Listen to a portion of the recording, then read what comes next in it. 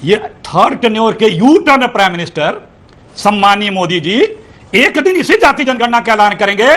पूरे देश में SC, ST, OBC की संख्या 70 से 75% थी ना अंजना जी। तो केवल 80 साल पहले अगर बंगाल में उतने थे तो बांग्लादेश में भी उतने ही थे। कहां गए बांग्लादेश वाले?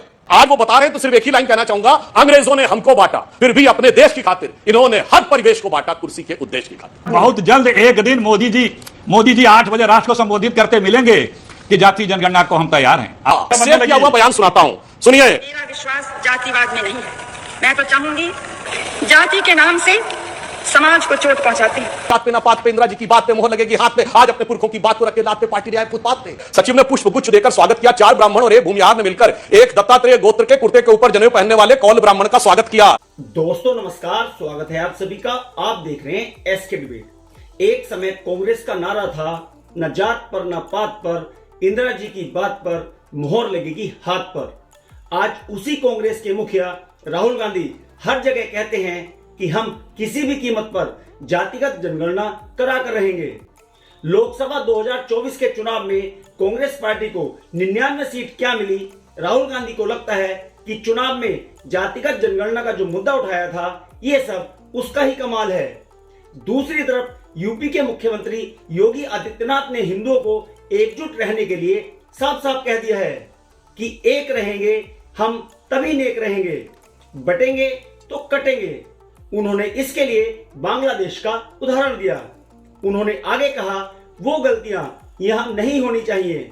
योगी आदित्यनाथ के बयान पर विपक्ष हमलावर है। अखिलेश यादव का कहना है कि योगी आदित्यनाथ पीएम बनना चाहते हैं। उन्होंने आगे कहा योगी आदित्यनाथ पहली बार ऐसा नहीं कह रहे हैं, वो इससे पहले भी ऐसा कह चुके हैं। जबकि कांग्रेस पार्टी का कहना है आपने बिल्कुल सही कहा, आपने हर हिंदुस्तानी को बांट कर ही तो काटा है। आज की डिबेट इसी मुद्दे पर होने वाली है। बीजेपी की तरफ से सुधांशु त्रिवेदी जी और अखिलेश प्रताप सिंह कांग्रेस पार्टी की तरफ से हैं। दोस्तों वीडियो बहुत मजेदार होने वाली है। आपसे अनुरोध है वीडियो को अंत तक जरूर देखें। वीडियो पसंद आए तो लाइक करें, शेयर करें, कमेंट करें और मेरे चैनल को सब्सक्राइब करें। तो दोस्तों मेन डिबेट स्टार्ट करते हैं। चलिए शुरू करते हैं। क्षेत्रीय दलों ने जाति और जाति के आधार पर अपनी पॉलिटिक्स आगे बढ़ाई, जिसकी वजह से उनका उदय हुआ। लेकिन अपने मतलब जिसको कहते हैं कि नीचे घटने से कांग्रेस इतनी परेशान हो गई कि अब कास्ट के एजेंडे पर चलने लगी। इसका जवाब तो बनता है।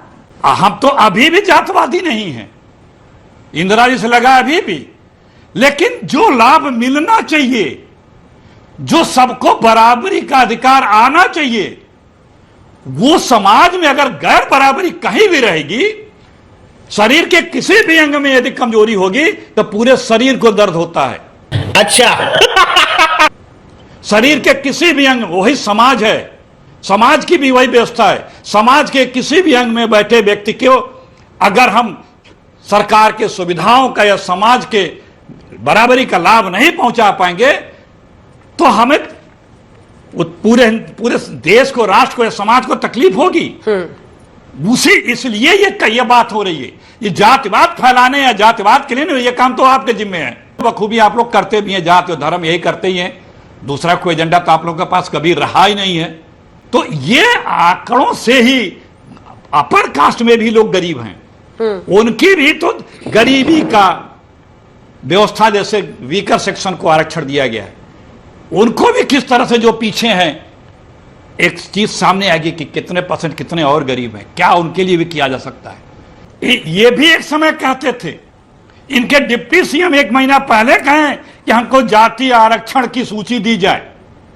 इनके सारे अलायंस पार्टनर, चाहे वो बिहार वाले हों या देश वाले हों या उत्तर प्रदेश वाले हों, वो जिस जाति जनगणना के कांग्रेस और इंडिया गठबंधन की मांग को, सुझाव को समर्थन कर रहे हैं, लेकिन इन्हें ये आज जाति जनगणना के विरोध में बोल रहे हैं ना अंजना जी, इसे सेव करके रखिएगा। ये थर्ड टेन्योर के यू टर्न प्राइम मिनिस्टर सम्मानीय मोदी जी एक दिन इसी जाति जनगणना का ऐलान करेंगे। बहुत जल्द 5 यू टर्न ले चुके हैं 10, 15, 20 दिन में। एक यू टर्न ये भी होगा और सुधांशु जी इसकी खूबियां बताते हुए आपके सामने मिलेंगे। बटेंगे तो कटेंगे वाली बात पर कौन यहां पर बट रहा है, कौन इंडिया में कट रहा है? जो योगी जी ने कहा है बहुत उपयुक्त। पूरे देश में एससी एसटी ओबीसी की संख्या 70 से 75% थी ना अंजना जी, तो केवल 80 साल पहले अगर बंगाल में उतने थे तो बांग्लादेश में भी उतने ही थे। कहां गए बांग्लादेश वाले? मैं पूछना चाहता हूं कहां गए? कट गए ना, या कन्वर्ट हो गए? और यह भी मैं बता दूं, जो कट गए वो तो कट गए, और यह हवा में नहीं बोल रहा हूं। पाकिस्तान का पहला लॉ मिनिस्टर जोगेंद्रनाथ मंडल थे, वो भी दलित समाज के थे, और वो इसी झांसे में आ गए थे जो आजकल है, मुस्लिम प्लस कॉम्बिनेशन बनाएंगे, और वो जाके वहां पे बने। और उसके बाद जो उन्होंने अत्याचार देखा दलितों के ऊपर, गांव के गांव घेर लिए गए और उनसे कहा गया एक ही ऑप्शन है, कन्वर्ट हो जाओ या कट जाओ। और ये जोगेंद्रनाथ मंडल ने जब लियाकत अली से कहा, वो नहीं माने, लास्ट में उन्होंने इस्तीफा जो दिया है, मैं दर्शकों को कहूंगा इंटरनेट पे अवेलेबल है, जोगेंद्रनाथ मंडल का इस्तीफा, दुखी होकर थक हार कर भारत में आकर गुमनाम जिंदगी जीते हुए चले गए। मैं पूछना चाहता हूं वो 70-75% कहां गए? इसलिए जो उन्होंने कहा यह केवल 3 पीढ़ी पहले की हकीकत है, और आज भी यह दिखाई पड़ रहा है। और अब मैं बताता हूं इसका सोर्स कहां है। आपने 2021 से पहले कभी नहीं सुना होगा कि राहुल गांधी ने या कांग्रेस पार्टी ने जातिगत जनगणना की बात कही, क्योंकि बहुत सी चीजें, ये मैं कोट कर रहा हूं, भारत के चुनाव परिणाम आने से पहले रशिया की मैगजीन स्पुतनिक में निकला कि फॉरेन के कुछ थिंक टैंक्स, जिसमें जॉर्ज सोरेस का जो ओपन सोसाइटी फाउंडेशन है, और उनके बेटे का जो उससे है, जो भारत का रशिया से सेल परचेज कर भी विरोध कर रहा था, उसमें एक है मिस्टर क्रिस्टोफर जफरलेट। उन्होंने 2021 में एक प्रोजेक्ट शुरू किया कि इंडिया में कैसे करना है कास्ट सेंसस, हिंदू मेजॉरिटेरिज्म को खत्म करने के लिए। फंडिंग हुई हेनरी लुइस फाउंडेशन से, और यह हमें बचपन से पढ़ाया गया है इतिहास की किताबों में कि भारत इसलिए गुलाम रहा क्योंकि हम जातियों में बटे रहे। आज वो बता रहे हैं तो सिर्फ एक ही लाइन कहना चाहूंगा, अंग्रेजों ने हमको बांटा, फिर भी अपने देश की खातिर इन्होंने हर परिवेश को बांटा, कुर्सी के उद्देश्य की खातिर। क्या बात है सर, क्या बात है सर। हमें बताइए तो कि कास्ट पता चल जाने के बाद होगा का, क्योंकि 50% से ऊपर आरक्षण की बात स्वीकार ही नहीं कर रहा है कोर्ट। ऐसे में आप क्या करेंगे? जो कुछ भी आंकड़े आएंगे सिर्फ आरक्षण का बात तो है ही, हमें सरकारी योजनाओं के या उनके उन्नयन के लिए जो पीछे रह गए हैं, आर्थिक भी तो उसमें होता है ना, जो पीछे रह गए उनके लिए भी योजना बनाने में आसानी होगी। अच्छा अब आई बात आरक्षण की, तो ये तो पार्लियामेंट तय करेगा, सबके साथ बैठ के ना बात होगी ना, एक निर्णायक रूप में पहुंचा जाएगा, रास्ता निकलेगा। पहले तो सबसे पहले आंकड़े तो आएंगे, जब आंकड़े आएंगे तभी लोग उसमें और गंभीरता से यकीन करेंगे कि भाई ये एक आईना आया है, ये एक आंकड़े आए हैं, हम आजादी के इतने समय बाद ये योजनाएं चलाए, ये लाभ दिए। आज भारत सरकार में 30 लाख से अधिक पद रिक्त, नौकरी क्यों नहीं देते? सिर्फ इसीलिए ना कि आरक्षण मिल जाएगा। दलित पिछड़ों के साथ साथ आप अपर कास्ट का भी, गरीब अपर कास्ट का भी आरक्षण का अधिकार छीन रहे हैं, आप क्यों नहीं देते हैं? बहुत जल्द एक दिन मोदी जी 8 बजे राष्ट्र को संबोधित करते मिलेंगे कि जाति जनगणना को हम तैयार हैं। आप देखिएगा, बहुत जल्द मिलेंगे। आपकी औकात बता रहा हूं सर, बुरा नहीं मानना सर। सुनिए अखिलेश जी, हमने तो जो कहा वो करके दिखाया। अगर हमारी कैबिनेट ने प्रस्ताव पारित किया, बिहार में तो किया है, आपके यहां तो ओपनली डीके शिव कुमार बतौर उप मुख्यमंत्री कह चुके हैं कि मैं डाटा नहीं जारी करने दूंगा। सेव किया हुआ बयान सुनाता हूं, सुनिए। मेरा विश्वास जातिवाद में नहीं है।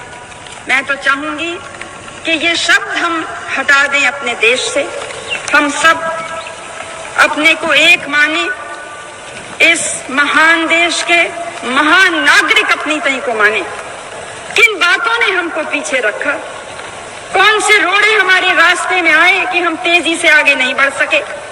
कुछ ऐसे लोग हैं, कुछ ऐसे तबके हैं जो जाति के नाम से समाज को चोट पहुंचाते हैं। ये है हमारी कमजोरी। ये कौन है? श्रीमती इंदिरा गांधी। और इनके जमाने में नारा क्या होता था अखिलेश जी? जात पे ना पात पे, इंदिरा जी की बात पे मोहर लगेगी हाथ पे। और राहुल गांधी जी के पिताजी कहे थे आरक्षण नहीं बढ़ना चाहिए, हम जात पात पे विश्वास नहीं करते। आज राहुल गांधी क्या कर रहे हैं? जो पार्टी का नारा होता था जात पे ना पात पे, इंदिरा जी की बात पे मोहर लगेगी हाथ पे, आज अपने पुरखों की बात को रख के लात पे पार्टी ले आए फुटपाथ पे। गजब बेइज्जती है। और 3 बार के बाद 100 नहीं टच कर पाए तो उनके लिए मैं उनकी अभिनंदन में एक लाइन कहना चाहूंगा। बूढ़ा वंश इंदिरा का उपजा राहुल लाल, और लुटिया सारी डुबो दई है, कैसा किया कमाल। यही नहीं, अभी और सुनिए। और जो बहुत तस्वीरें दिखाते हैं, मैं आपके कैमरामैन से कहूंगा जरा इस तस्वीर पे फोकस करिए। वो हर कहते हैं ना, हर तस्वीर में जाति ढूंढनी है। ये उत्तर प्रदेश में गए हुए हैं, प्रयागराज में, और ये यूपी कांग्रेस का ट्वीट है, कोई हम मीडिया में लाई हुई किसी ऐसी सामान्य चीज के बारे में नहीं कह रहे। और इसको पढ़िए तो इसमें क्या लिखा हुआ है, इसको मैं आपको पढ़े देता हूं। इसमें लिखा हुआ है, संविधान सम्मान समारोह को संबोधित करने प्रयागराज पहुंचे जननायक श्री राहुल गांधी जी, श्री अविनाश पांडे जी प्रभारी महासचिव उत्तर प्रदेश, श्री अजय राय जी अध्यक्ष उत्तर प्रदेश, श्री प्रमोद तिवारी जी उपनेता राज्यसभा, श्रीमती आराधना मिश्रा जी सीएलपी लीडर और श्री राजेश तिवारी जी राष्ट्रीय सचिव ने पुष्प गुच्छ देकर स्वागत किया। 4 ब्राह्मण और 1 भूमिहार ने मिलकर एक दत्तात्रेय गोत्र के कुर्ते के ऊपर जनेऊ पहनने वाले कौल ब्राह्मण का स्वागत किया। भाई इस फोटो में जाति नहीं पूछेंगे, बाकी मिस इंडिया में भी कहेंगे जात पूछो तो ठोको ताली, जज की जात पूछो तो ठोको ताली, पत्रकार की जात पूछो तो ठोको ताली, और मेरी जात पूछ दी जाए तो लग जाए गाली। मजा आया। देखा दोस्तों, आपने सुधांशु त्रिवेदी जी और अखिलेश प्रताप सिंह दोनों को सुना। आप किसकी बात से सहमत हैं? दोस्तों, वीडियो को लास्ट तक देखने के लिए दिल से धन्यवाद। और वीडियो के बारे में आपकी क्या राय है कमेंट सेक्शन में कमेंट करके बताएं। और अगर वीडियो पसंद आई हो तो लाइक करें, शेयर करें, कमेंट करें और मेरे चैनल को सब्सक्राइब करें। तो दोस्तों, मिलते हैं अगली वीडियो में। जय हिंद, वंदे मातरम, जय श्री राम।